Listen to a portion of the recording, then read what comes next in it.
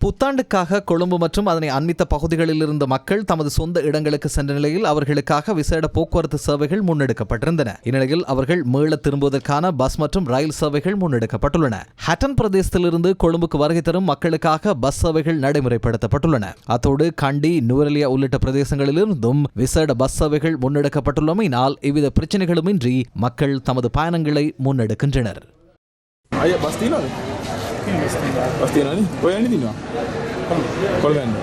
அனுராதபுரத்திலிருந்து கொழும்பு உள்ளிட்ட இணைய பகுதிகளுக்கு வருகை தரும் பயணிகளுக்காக விசேட பஸ் சேவை நடைமுறைப்படுத்தப்பட்டுள்ளது. இலங்கை போக்குவரத்து சபை மற்றும் தனியார் பஸ் வண்டிகள் ஒன்றிணைந்த நேர அட்டவணையின் கீழ் பஸ் சேவைகளை முன்னெடுக்கின்றமையினால் மக்கள் எவ்வித பிரச்சனைகளுமின்றி பயணிக்கின்றனர்.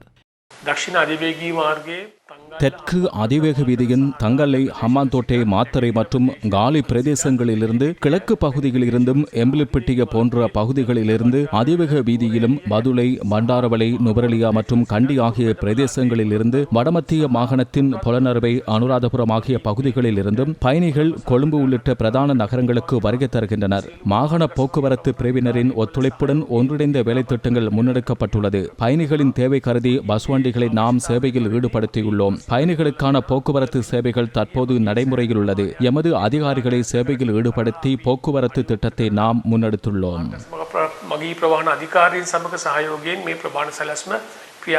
இந்நிலையில் பண்டிகை காலத்தில் மக்களிடமிருந்து கூடுதல் கட்டணத்தை அறவிடும் பஸ் நடத்துனர்கள் தொடர்பில் கண்டறிவதற்கான சுற்றுவளைப்புகள் முன்னெடுக்கப்பட்டுள்ளன. கூடுதல் கட்டணத்தை அறவிடும் 80க்கும் அதிகமான பஸ் வண்டிகள் இனங்காணப்பட்டுள்ளதாக தேசிய போக்குவரத்து ஆணைக்குழு தெரிவித்துள்ளது.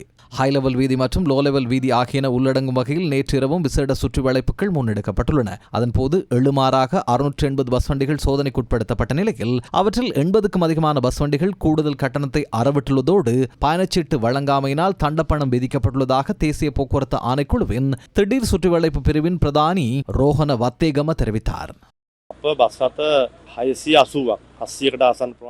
680 பஸ் வண்டிகள் வரை சோதனைக்குட்படுத்தப்பட்டன. அவற்றில் 80 பஸ் வண்டிகளில் குற்றச்செயல்கள் இனம் காணப்பட்டுள்ளன. கூடுதல் கட்டணம் அறவிடுதல் அல்லது பயணச்சீட்டு வழங்காமை ஆகிய குற்றங்கள் இனம் காணப்பட்டுள்ளன. கூடுதல் கட்டணம் அறவிடப்பட்டிருந்தால் அதே சந்தர்ப்பத்தில் குறித்த கூடுதல் தொகையை பயணிகளுக்கு பெற்றுக் கொடுப்பதோடு வீதி போக்குவரத்து அனுமதி பத்திரத்தை நாம் பொறுப்பேற்று நிர்வாக கட்டணமும் தண்டப்பணமும் அறவிடுவதோடு விசாரணைகளை முன்னெடுப்போம். தரமான போக்குவரத்து சேவை பயணிகளுக்கு வழங்கப்படுகிறதா என்பது குறித்து நாம் சோதனைகளை முன்னெடுக்கின்றோம். 24 மணித்தியாலமும் கொழும்பை நோக்கியுள்ள பிரதான வழித்தடங்களில் நாம் சோதனை நடவடிக்கைகளை முன்னெடுத்துள்ளோம்.